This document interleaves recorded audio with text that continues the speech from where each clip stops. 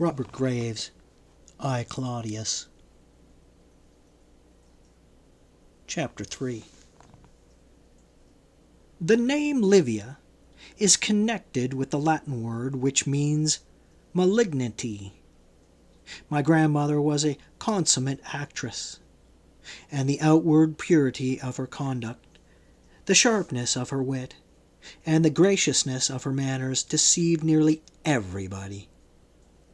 But nobody really liked her.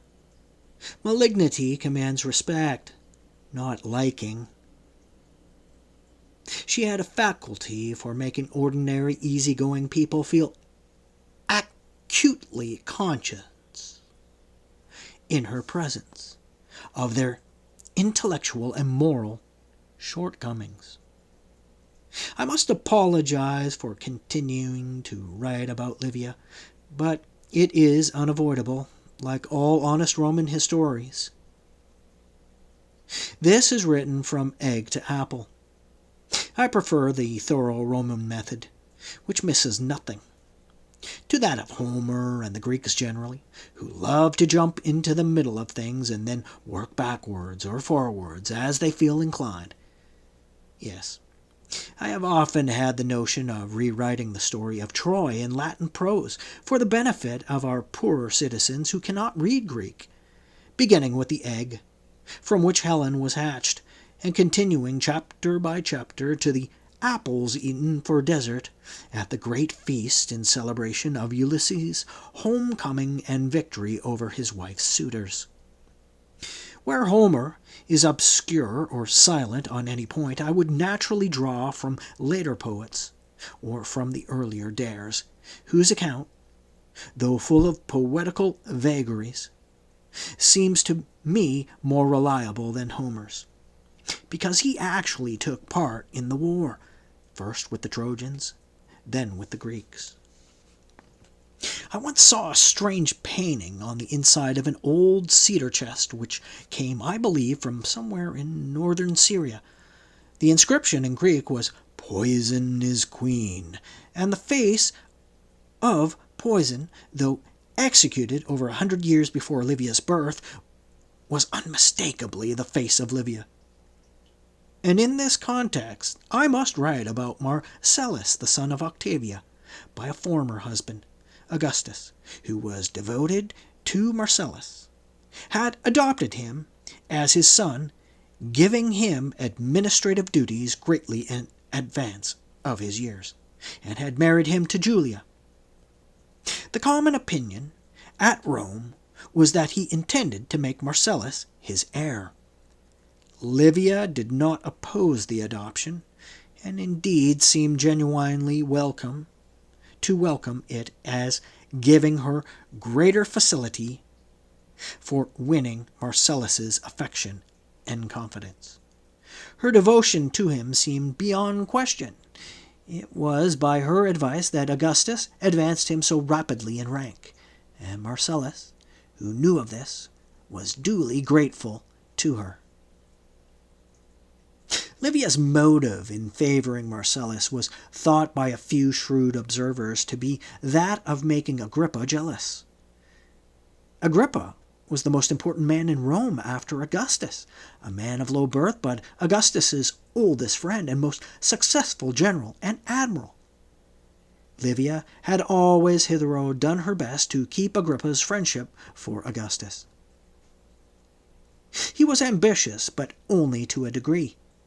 He would never have presumed to contend for sovereignty with Augustus, whom he admired exceedingly, and wanted no greater glory than that of being the most trusted minister. He was, moreover, over-conscious of his humble origin, and Livia, by playing the grand patrician lady, always had the whip hand of him. His importance to Livia and Augustus did not, however, lie only in his services, his loyalty, and his popularity with the commons and the Senate. It was this, by a fiction which Livia herself had originally created, he was supposed to hold a watching brief for a nation on Augustus's political conduct. At the famous sham debate staged in the Senate after the overthrow of Antony between Augustus and his two friends, Agrippa and Maecenas, Agrippa's part had been that of counseling him against assuming sovereign power, only to let his objections be overruled by the arguments of Maecenas and the enthusiastic demands of the Senate. Agrippa had been declared that he would faithfully serve Augustus so long as the sovereignty was wholesome and no arbitrary tyranny.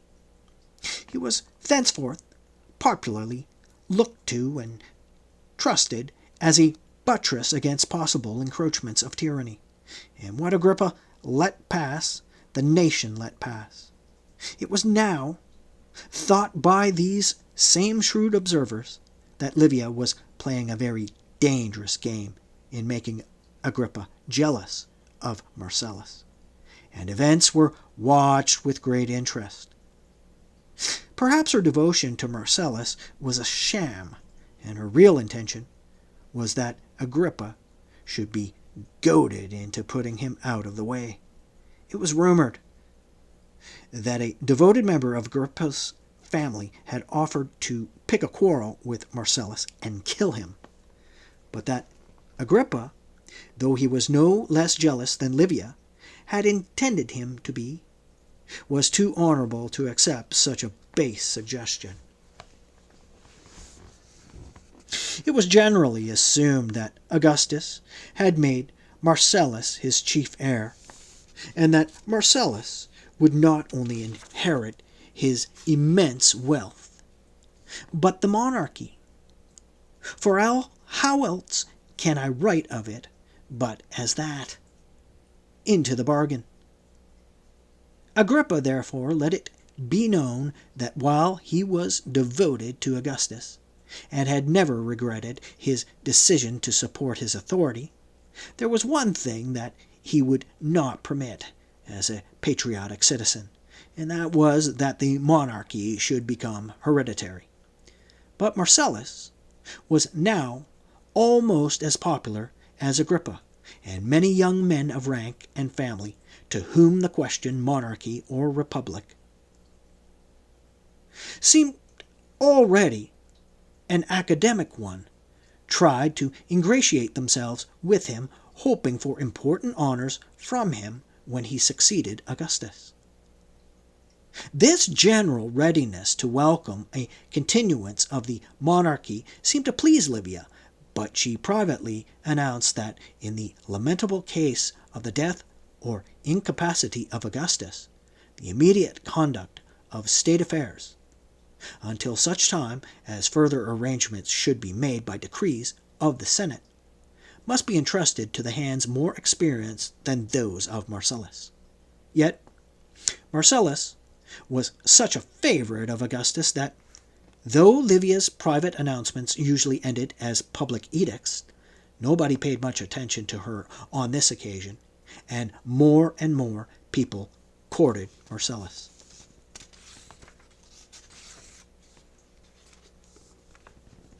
The shrewd observers wondered how Livia would meet this new situation, but luck seemed to be with her. Augustus caught a slight chill, which took an unexpected turn. With fevers and vomiting, Livia prepared his food with her own hands. During this illness, but his stomach was so delicate that he could keep nothing down. He was growing weaker and weaker, and felt at last that he was on the point of death. He had often been asked to name his successor, but had not done so for fear of the political consequences, and also because the thought of his own death was extremely distasteful to him. Now he felt that it was his duty to name someone, and asked Livia to advise him. He said that sickness had robbed him of all power of judgment. He would choose whatever successor within reason, she suggested. So she made the decision for him, and he agreed to it. She then summoned to his bedside his fellow consul, the city magistrates, and certain representative senators and knights. He was too weak to say anything, but handed the consul a register of the naval and military forces and a statement of the public revenues, and then beckoned to Agrippa and gave him his signet ring, which was as much as to say that Agrippa was to succeed him, though with the close cooperation of the consuls. This came as a great surprise. Everyone had expected that Marcellus would be chosen. And from this moment, Augustus began mysteriously to recover. The fever abated, and his stomach accepted food. The credit for his cure went, however, not to Livia, who continued attending to him personally, but to a certain doctor called Musa, who had a harmless fad about cold lotions and cold potions. Augustus was so grateful to Musa for his supposed services that he gave him his own weight in gold pieces, which the Senate doubled.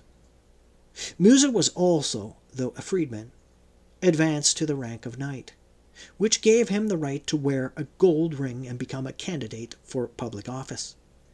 And a still more extravagant decree was passed by the Senate, granting exemption from taxes to the whole medical profession.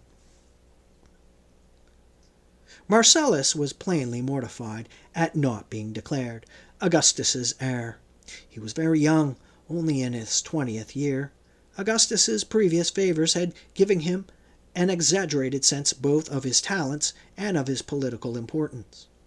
He tried to carry the matter off by being pointedly rude to Agrippa at a public banquet. Agrippa, with difficulty, kept his temper, but that there was no sequel to the incident encouraged Marcellus's supporters to believe that Agrippa was afraid of him. They even told each other that if Augustus did not change his mind within a year or two, Marcellus would usurp the imperial power. They grew so rowdy and boastful, Marcellus doing little to check them, that frequent clashes occurred between them and the party of Agrippa. Agrippa was most vexed by the insolence of this young puppy, as he called him. He who had borne most of the chief offices of state and fought a number of successful campaigns. But his vexation was mixed with alarm. The impression created by these incidents was that Marcellus and he were incidentally wrangling as to who should wear Augustus's signet ring after he was dead. He was ready to make almost any sacrifice to avoid seeming to play such a part. Marcellus was the offender, and Agrippa wished to put the whole burden on him. He decided to withdraw from Rome. He went to Augustus and asked to be appointed governor of Syria. When Augustus asked him the reason for his unexpected request, he explained that he thought he could, in that capacity, drive a valuable bargain with the king of Parthia. He could persuade the king to return the regimental eagles and the prisoners captured from the Romans 30 years before in exchange for the king's son, whom Augustus was holding captive at Rome. He said nothing about the quarrel with Marcellus. Augustus, who had himself been greatly disturbed by it, torn between old friendship for Agrippa and indolent paternal love for Marcellus, did not allow himself to consider how generously Agrippa was behaving, for that would have been a confession of his own weakness, and so made no reference to the matter either. He granted Agrippa's request with alacrity, saying how important it was to get the eagles back and the captives, if any of them were still alive after so long, and asked so soon he would be ready to start. Agrippa was hurt, misunderstanding this matter. He thought that Augustus wanted to get rid of him, really believing that he was quarreling with Marcellus about the succession. He thanked him for granting his request, coldly protested his loyalty and friendship, and said that he was ready to sail the following day. He did not go to Syria. He went no further than the island of Lesbos, sending his lieutenant ahead to administer the province for him. He knew that his stay at Lesbos would be read as a sort of banishment incurred because of Marcellus. He did not visit the province because if he had done so, it would have given the Marcellans a handle against him. They would have said that he had gone to the east in order to gather an army together to march against Rome. But he flattered himself that Augustus would need planning to usurp the monarchy. Lesbos was conveniently near Rome. He did not forget his companion. He opened negotiations through intermediaries with the king of Parthia, but did not expect to conclude them for a while. It takes a deal of time and patience to drive a good bargain with an Eastern monarch.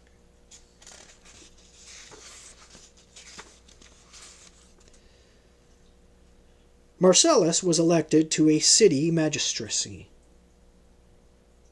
his first official appointment, and made this the occasion for a magnificent display of public games.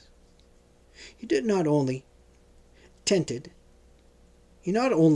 in the theatres themselves against sun and rain, and hung them with splendid tapestries, but made a gigantic multicolored marquee of the whole marketplace.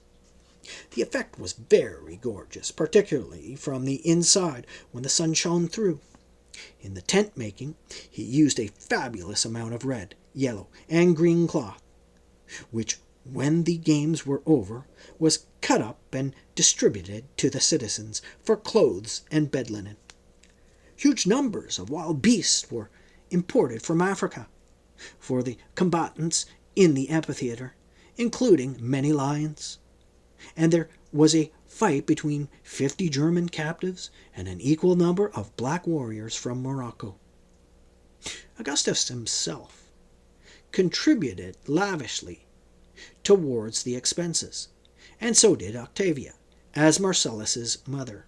When Octavia appeared in the ceremonial procession, she was greeted with such resounding applause that Livia could hardly restrain tears of anger and jealousy. 2 days after Marcellus fell sick, his symptoms were precisely the same as those of Augustus in his recent illness. So naturally, Musa was sent for again. He had become excessively rich and famous, charging as much as 1,000 gold pieces for a single professional visit, and making a favor of it at that. In all cases where sickness had not taken too strong a hold on his patients, his mere name was enough to bring about an immediate cure. The credit went to the cold lotions and cold potions, the secret prescriptions for which he refused to communicate to anyone. Augustus's confidence in Musa's powers was so great that he made light of Marcellus's sickness, and the games continued.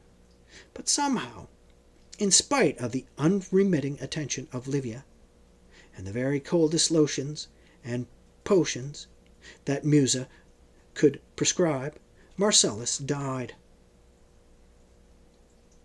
The grief of both Octavia and Augustus was unbounded, and the death was mourned as a public calamity. There were, however, a good many level-headed people who did not regret Marcellus's disappearance. There would certainly have been civil war again between him and Agrippa if Augustus had died, and he had attempted to step into his place. Now Agrippa was the only possible successor, but this was reckoning without Olivia, whose fixed intention it was, in the event of Augustus's death. Claudius, you said that you would not mention Livia's motives, but only record her acts. Whose fixed intention it was, in the event of Augustus's death, to continue ruling the emperor through my uncle Tiberius. with my father in support. She would arrange for them to be adopted as Augustus's heirs. Marcellus's death left Julia free for Tiberius to marry, and all would have gone well with Livia's plans had there not been a dangerous outbreak of political unrest at Rome, the mob clamoring for a restoration of the Republic. When Livia tried to address them from the palace steps, they pelted her with rotten eggs and filth. Augustus happened to be away on a tour of the eastern provinces in company with Maecenas, and had reached Athens when the news arrived. Livia wrote shortly and in haste that the situation in the city could not be worse and that Agrippa's help must be secured at any price. Augustus at once summoned Agrippa from Lesbos and begged him, for friendship's sake, to return with him to Rome and restore public confidence. But Agrippa had been nursing his grudges too long to be grateful for this summons. He stood on his dignity. In 3 years, Augustus had written him only 3 letters, and those in a hard official tone, and after Marcellus's death should certainly have recalled him. Why should he help Augustus now? It was Livia, as a matter of fact, who had been responsible for this estrangement. She had miscalculated the political situation by dropping Agrippa too soon. She had even hinted to Augustus that Agrippa, though absent in Lesbos, knew more than most people about Marcellus's mysterious and fatal illness. Someone, she said, had told her that Agrippa, when he heard the news, had shown no surprise and considerable complacence. Agrippa told Augustus that he had been so long away from Rome that he was out of touch with city politics and did not feel capable of undertaking what was asked of him. Augustus, fearing that Agrippa, if he went to Rome in his present mood, would be more inclined to put himself forward as a champion of popular liberties than to support the imperial government, dismissed him with words of gracious regret, and hurriedly summoned Maecenas to ask his advice. Maecenas wanted permission to talk to Agrippa freely on Augustus's behalf, and undertook to find out from him exactly on what terms he would do what was wanted of him. Augustus begged Maecenas, for God's sake, to do so, as quick as boiled asparagus, a favorite expression of his. So Maecenas took Agrippa aside and said, "Now, old friend, what is it that you want? I realize that you think you have been badly treated, but I assure you that Augustus has a right to think himself equally injured by you. Can't you see how badly you behaved towards him by not being frank? It was an insult both to his justice and his friendship to you. If you had explained that Marcellus's faction put you in a very uncomfortable position, and that Marcellus himself had insulted you, I swear to you that Augustus never knew about this until just the other day. He would have done all in his power to right matters. My frank opinion is that you have behaved like a sulky child, and he has treated you like a father who won't be bullied by that sort of behavior. You say that he wrote you very cold letters. Were your own, then, written in such affectionate language? And what sort of a goodbye had you given him? I wanted to mediate between the 2 of you now, because of this breach. Continues, it will be the ruin of us all. You both love each other dearly, as it is only right that the 2 greatest living Romans should. Augustus has told me that he is ready, as soon as you show your old openness to him, to renew the friendship on the same terms as before, or even more intimate ones. He said that? His very words. May I tell him how grieved you are? that you offended him, and may I explain that it was a misunderstanding that you left Rome, thinking that he was aware of Marcellus's insult to you at the banquet, and that now you are anxious on your side to make up for past failures in friendship, and that you rely on him to meet you halfway? Agrippa said, Maecenas, you are a fine fellow and a true friend. Tell Augustus I am his to command as always. Maecenas said, I shall tell him that with the greatest pleasure, and I shall add, as my own opinion, that it would not be safe to send you back to the city now to restore order without some outstanding mark of personal confidence. Then Maecenas went to Augustus. I smoothed him down nicely. He'll do anything you want, but he wants to believe that you really love him, like a child jealous of his father's love for another child. I think that the only thing that would really satisfy him would be for you to let him marry Julia. Augustus had to think quickly. He remembered that Agrippa and his wife, who was Marcellus's sister, had been on bad terms ever since the quarrel with Marcellus, and that Agrippa was supposed to be in love with Julia.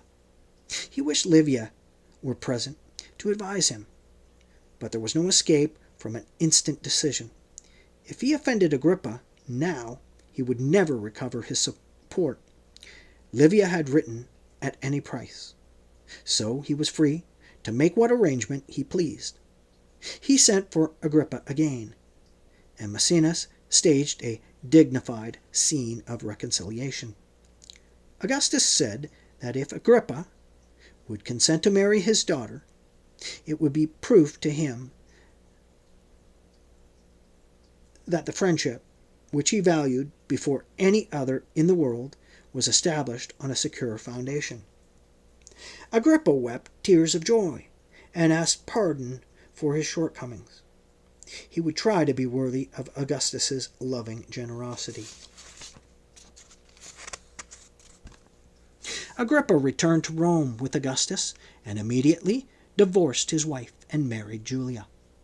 The marriage was so popular and his celebration so magnificently lavish that the political disturbances immediately subsided.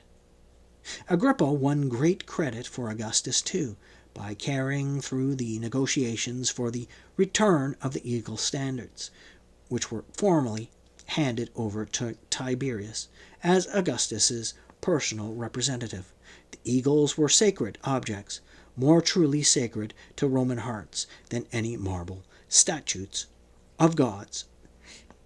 A few captives returned too, but after 32 years of absence, they were hardly worth welcoming back.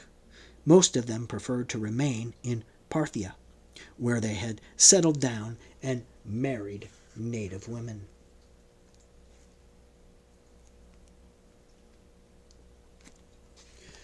In a footnote, that's 21 BC. End of footnote.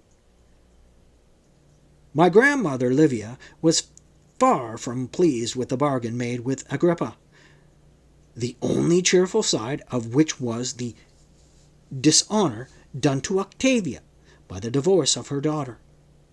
But she concealed her feelings. It was 9 years before Agrippa's services could be spread.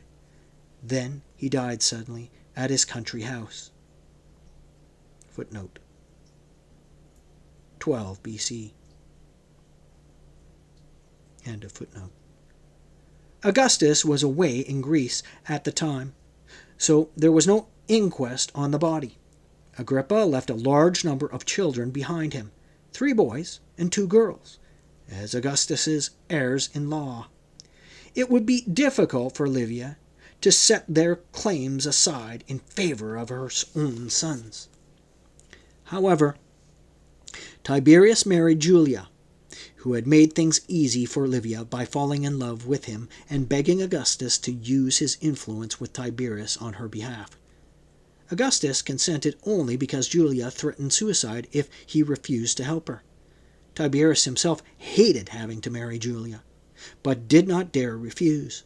He was obliged to divorce his own wife, Vespania, Agrippa's daughter, by a former marriage, whom he passionately loved. Once, when he met her accidentally, afterwards, in the street, he followed her with his eyes in such a hopeless longing way that Augustus, when he heard of it, gave orders that, for decency's sake, this must not happen again. Special lookouts must be kept by the officers of both households to avoid an encounter. Vespania married not long afterwards an ambitious young noble called Gallus. And, before I forget it, I must mention my father's marriage to my mother, Antonia, the younger daughter of Mark Antony and Octavia. It had taken place in the year of Augustus's illness and Marcellus's death. My uncle Tiberius was one of the bad Claudians. He was morose, reserved, and cruel, but there had been 3 people whose influence had checked these elements in his nature.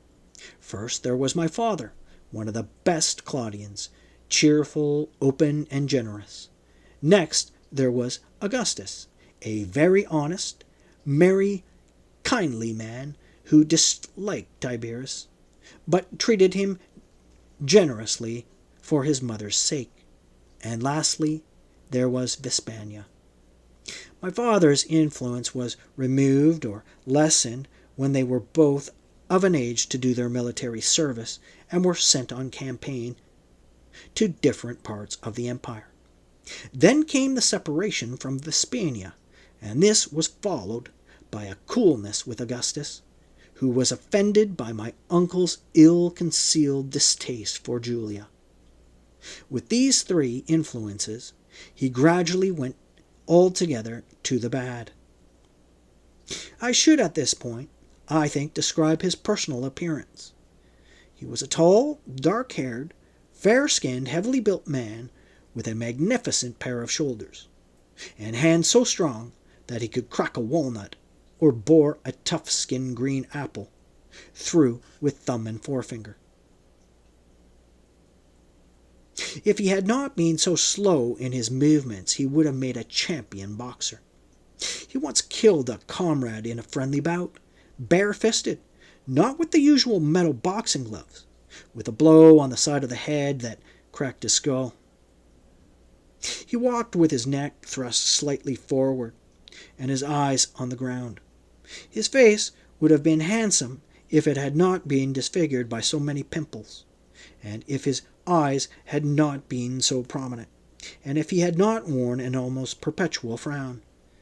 His statues make him extremely handsome, because they leave out these defects.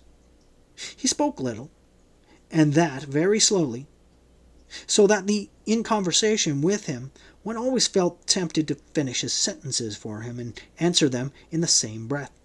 But when he pleased, he was an impressive public speaker. He went bald early in life, except at the back of his head, where he grew his hair long, a fashion of the ancient nobility. He was never ill. Tiberius, unpopular as he was in Roman society, was nevertheless an extremely successful general. He revived various ancient disciplinary severities, but since he did not spare himself when on campaign, seldom sleeping in a tent, eating and drinking no better than the men, and always charging at their head in battle, they preferred to serve under him than under some good-humored, easy-going commander in whose leadership they did not have the same confidence. Tiberius never gave his men a smile or a word of praise, and often overmarched and overworked them. "Let them hate me," he once said, "so long as they obey me." He kept the colonels and regimental officers in as strict order as the men, so there were no complaints of his partiality.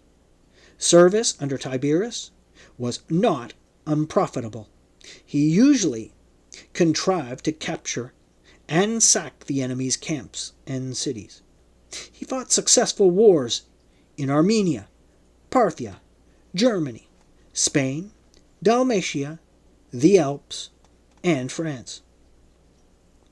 My father, as I say, one of the best Claudians, he was as strong as his brother, far better looking, quicker of speech and movement, and by no means less successful as a general.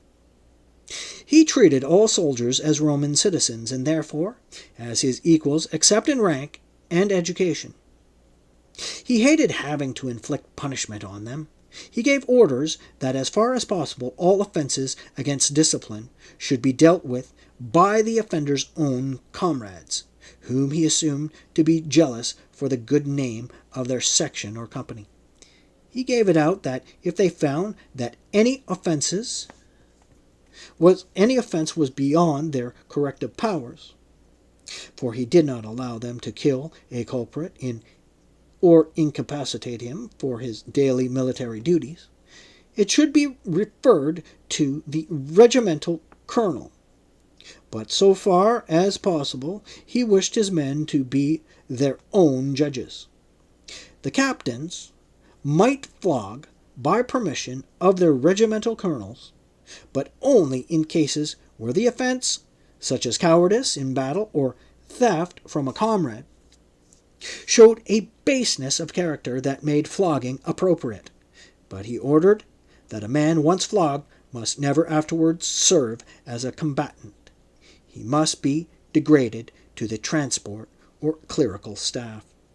Any soldier who considered that he had been unjustly sentenced by his comrades or his captain might appeal to him, but he thought it unlikely that such sentences would need to be revised. This system worked admirably because my father was such a fine soldier.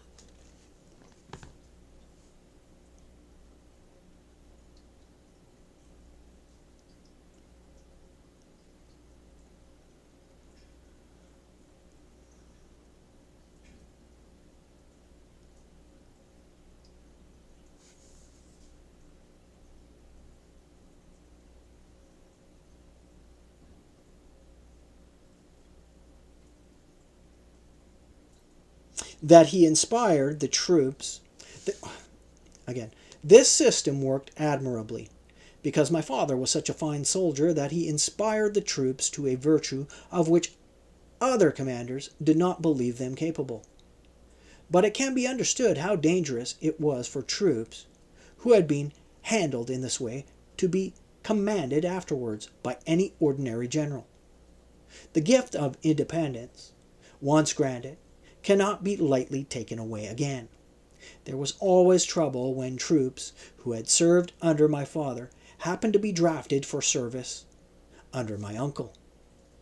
It happened the other way about, too. Troops who had served under my uncle reacted with scorn and suspicion to my father's disciplinary system. Their custom had been to shield each other's crimes and to pride themselves on their cunning in avoiding detection. And since under my uncle a man could be flogged, for example, for addressing an officer without being first addressed, or for speaking with too great frankness, or for behaving independently in any way, it was an honor rather than a disgrace for a soldier to be able to show the marks of the lash on his back. My father's greatest victories were in the Alps, France, the Low Countries, but especially in Germany, where his name will, I think, never be forgotten. He was always in the thick of the fight. His ambition was to perform a feat which had only been performed twice in Roman history, namely, as general, to kill the opposing general with his own hands and strip him of his arms. He was many times very close to success, but his prey always escaped him. Either the fellow galloped off the field or surrendered instead of fighting, or some officious private soldier got the blow in first. Veterans telling me stories of my father have often chuckled admiringly. "Oh, sir, it used to do our hearts good to see your father on his black horse playing hide and seek in the battle with one of those German chieftains. He'd be forced to cut down 9 or 10 of the bodyguards sometimes, tough men too, before he got near the standard, and by then the wily bird would be flown." The proudest boast of men who had served under my father was that he was the first Roman general who had marched the full length of the Rhine from Switzerland to the North Sea.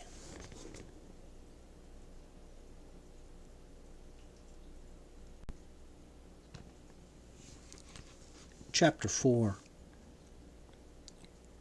My father had never forgotten my grandfather's teaching about liberty. As quite a small boy, he had fallen foul of Marcellus's 5 years, his senior, to whom Augustus gave the title leader of cadets. He had told Marcellus that the title had been awarded to him only for a specific occasion, a sham fight called Greeks and Trojans, fought on Mars Field between the two forces of mounted cadets, the sons of knights and senators, and that it did not carry with it any of the general judicial powers which Marcellus had since assumed, and that for himself, as a free-born Roman, he would not submit to such tyranny. He reminded Marcellus that the opposing side in the sham fight had been led by Tiberius, and that Tiberius had won the honors of the engagement. He challenged Marcellus to a duel. Augustus was very much amused when he heard the story, and for a long time never referred to my father except playfully as the free-born Roman. Whenever he was in Rome, now, my father chafed at the growing spirit of subservience to Augustus that he everywhere encountered, and always longed to be back in arms. While acting as one of the chief city magistrates during an absence of Augustus and Tiberius in France, he was disgusted by the prevalence of place hunting and political jobbery. He privately told a friend, from whom I heard it years later, that there was more of the old Roman spirit of liberty to be found in a single company of his soldiers than in the whole senatorial order. Shortly before his death, he wrote Tiberius a bitter letter to the effect from a camp in the interior of Germany. He said that he wished to heaven that Augustus would follow the glorious example of the dictator Sulla, who, when sole master of Rome after the first civil wars, all his enemies being either subjugated or pacified, had only paused until he had settled a few state matters to his liking before laying down his rods of office, and becoming once more a private citizen. If Augustus did not do the same pretty soon, and he had always given out that this was his ultimate intention, it would be too late. The ranks of the old nobility were sadly thinned. The proscriptions and the civil wars had carried away the boldest and best, and the survivors, lost among the new nobility indeed, tended more and more to behave like family slaves to Augustus and Livia. Soon, Rome would have forgotten what freedom meant, and would fall at last under a tyranny as barbarous and arbitrary as those of the East. It was not to forward such a calamity that he had fought so many wearisome campaigns under Augustus's supreme command. Even his love and deep personal admiration for Augustus, who had been a second father to him, did not prevent him from expressing these feelings. He asked Tiberius's opinion. Could not the two of them together persuade, even compel Augustus to retire? If he consents, I shall hold him in 1,000 times greater love and admiration than formerly. but I am sorry to say that the secret and illegitimate pride that our mother Livia has always derived from her exercise of supreme power through Augustus will be the greatest hindrance that we are likely to encounter in this matter. By ill luck, the letter was delivered to Tiberius while he was in the presence of Augustus and Livia. A dispatch from your noble brother, the imperial courier called out, handing it to him. Tiberius, not suspecting that there was anything in the letter that should be communicated to Livia and Augustus, asked permission to open and read it at once. Augustus said, "By all means, Tiberius, but on condition that you read it aloud to us." He motioned the servants out of the room. "Come, let us lose no time. What are his latest victories? I am impatient to hear." "His letters are always written and interesting, much more so than yours, my dear fellow, if you'll pardon me for making the comparison." Tiberius read out the first few words and then grew very red.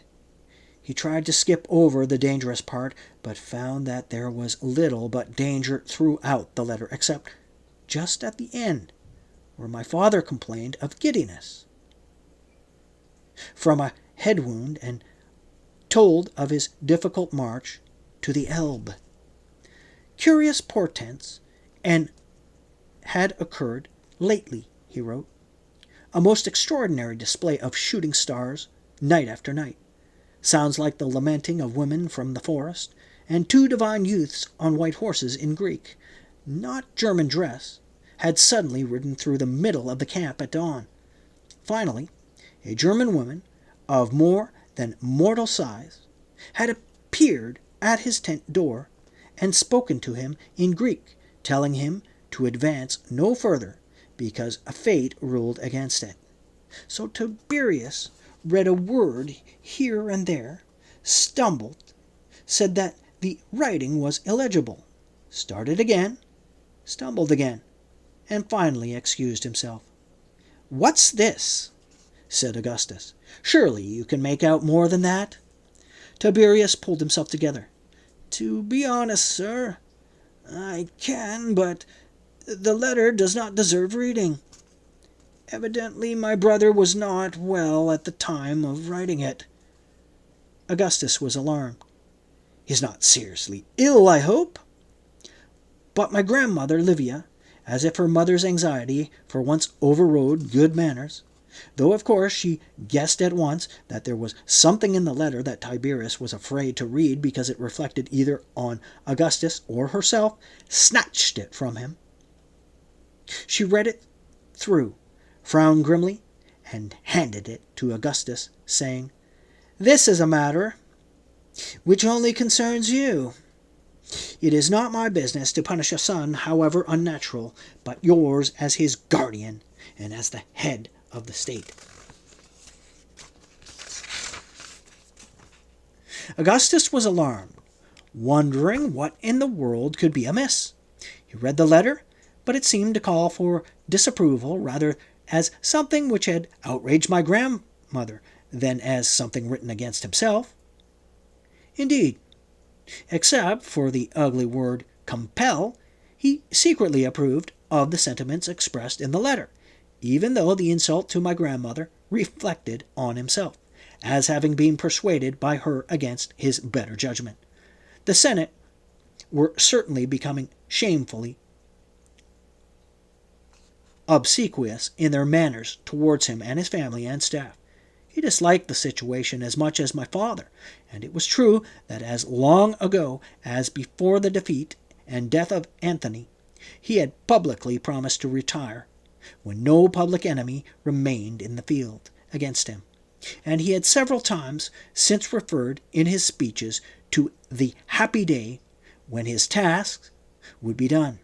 He was weary now of perpetual state business and perpetual honors.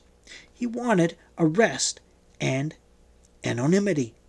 But my grandmother would never allow him to give up She would always say that his task was not half accomplished yet, that nothing but civil disorder could be expected if he retired now. Yes, he worked hard, she owned, but she worked still harder, and with no direct public reward. And he must not be simple-minded. Once out of office, and a mere private citizen, he was liable to impeachment and banishment, or worse, and what of the secret grudges that the relations of men whom he had killed or dishonored bore against him. As a private citizen, he would have to give up his bodyguard as well as his armies. Let him accept another 10 years of office, and at the end of them, perhaps things might have changed for the better. So he always gave in and continued ruling. He accepted his monarchical privileges in installments. He was voted them for 5 or 10 years at a stretch, usually 10. My grandmother looked hard at Augustus when he had finished reading the unlucky letter. "Well?" she said. "I agree with Tiberius," he said mildly. "The young man must be ill. This is the derangement of overstrain. You notice the final paragraph where he mentions the results of his head wound and seeing those visions? Well, that proves it. He needs a rest. The natural generosity of his soul has been perverted by the anxieties of campaign. Those German forests are no place for a man sick in the mind, are they, Tiberius?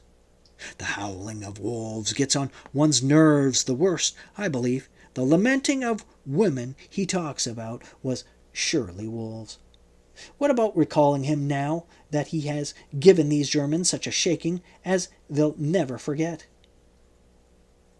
It would do me good to see him back here at Rome again. Yes, we must certainly have him back. You'll be glad, dearest Livia, to have your boy again, won't you?" My grandmother did not answer directly.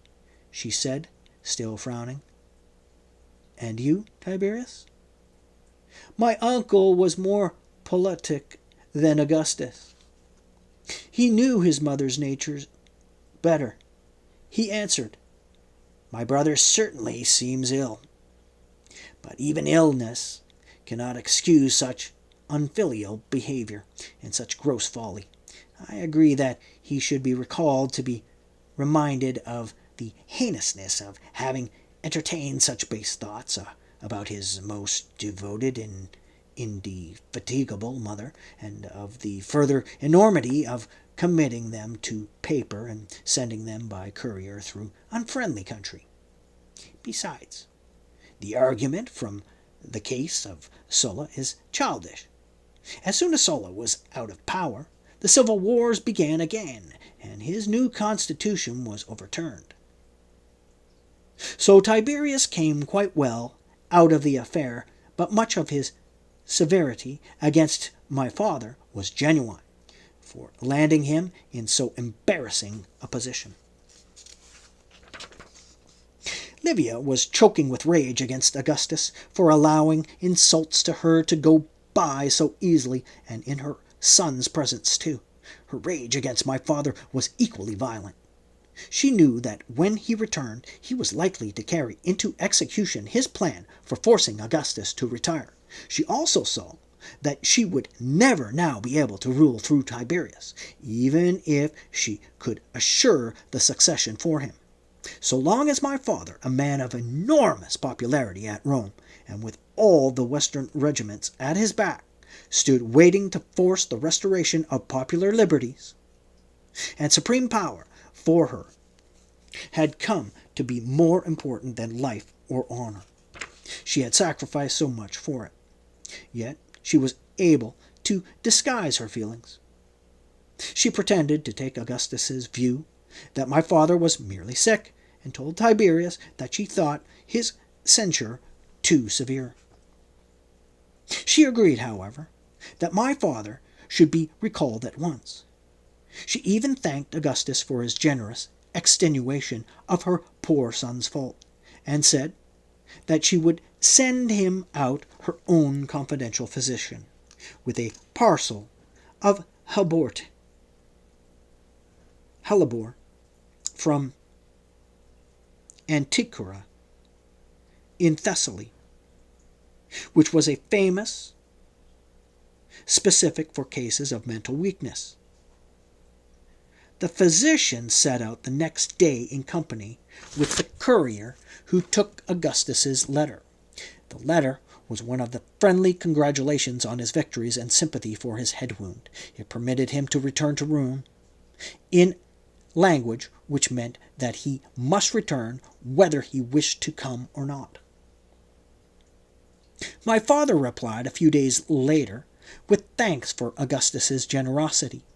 He said that he would return as soon as his health permitted, but that the letter had reached him the day after a slight accident.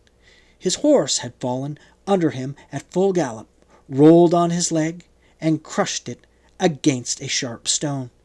He thanked his mother for her solicitude, for the gift of the hellebore, and for sending her physician, of whose services he had immediately availed himself. But he feared that even his well-known skill had not kept the wound from taking a serious turn. He said finally that he would have preferred to stay at his post, but that Augustus's wishes were his commands, and repeated that as soon as he was well again, he would return to the city. He was at present encamped near the Thuringian Sal. On hearing this news, Tiberius, who was with Augustus, and Livia at Pavia, instantly asked leave to attend his brother's sickbed. Augustus granted it, and he mounted his cob and galloped off north, with a small escort, making for the quickest pass across the Alps. A 500-mile journey lay before him, and he could count on frequent relays of horses at the posting-houses, and when he was too weary for the saddle, he could commander a gig and snatch a few hours' sleep in it without delaying his progress. The weather favored him. He went over the Alps and descended into Switzerland, then followed the main Rhine road, not having yet stopped for as much as a hot meal, until he reached a place called Mannheim. Here he crossed the river and struck northeast by rough roads through unfriendly country. He was alone when he reached his destination on the evening of the third day, his original escort having long fallen out, and the new escort, which he had picked up at Mannheim, not having been able to keep up with him either. It is claimed that on the second day and night he traveled just under 200 miles. Between noon and noon, he was in time to greet my father, not in time to save his life, for the leg by now was gangrened up to the thigh. My father, though on the point of death, had just significant presence of mind to order the camp to pay my uncle Tiberius the honors due to him as an army commander. Footnote 9 BC. End of footnote. The brothers embraced, and my father whispered, "She read my letter?" "Before I did myself," groaned my uncle Tiberius. Nothing more was said except by my father, who sighed, "Rome has a severe mother. Lucius and Gaius have a dangerous stepmother." Those were his last words, and presently my uncle Tiberius closed his eyes. I heard this account from Xenophon, a Greek from the island of Kos, who was quite a young man at the time. He was my father's staff surgeon, and had been most disgusted that my grandmother's physician had taken the case out of his hands. Gaius and Lucius, I should explain, were Augustus's grandchildren by Julia and Agrippa. He had adopted them as his own sons while they were still infants. There was a third boy, posthumous, so called because he was born posthumously. Augustus did not adopt him, too, but left him to carry on Agrippa's name. The camp where my father died was named the Accursed, and his body was carried in a marching military procession to the army's winter quarters in Mainz on the Rhine, my uncle Tiberius walking all the way as chief mourner. The army wished to bury the body there, but he brought it back for a funeral at Rome, where it was burnt on a monstrous pyre in Mars Field. Augustus himself pronounced the funeral oration, in the course of which he said, "I pray the gods to make my sons Gaius and Lucius as noble and virtuous men as this Drusus, and to vouchsafe to me as honorable a death as his." Livia was not sure how far she could trust Tiberius.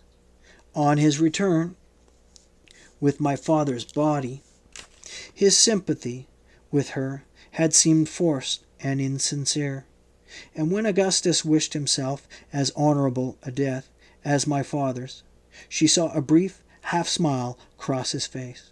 Tiberius, who, it appears, had long suspected that my grandfather had not died a natural death, was resolved now not to cross his mother's will in anything. Dining so often at her table, he felt himself completely at her mercy. He worked hard to win her favor.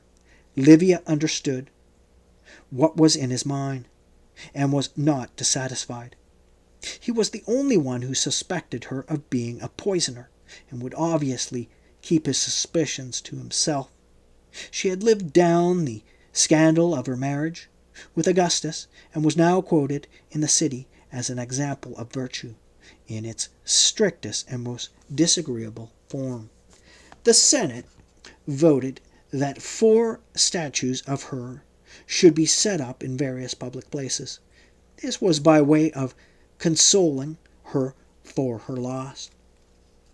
They also enrolled her by a legal fiction among the mothers of 3 children. Mothers of 3 or more children had special privileges under Augustus's legislation, particularly as legatees. Spinsters and barren women were not allowed to benefit under wills at all, and their loss was the gain of their fruitful sisters. "Claudius, you tedious old fellow, here you have come to within an inch or 2 of the end of the 4th roll of your autobiography, and you haven't even reached your birthplace. Put it down at once, or you'll never reach even the middle of your story. Write, 'My birth occurred in Lyons in France on the 1st of August, a year before my father's death. So my parents had had 6 children before me.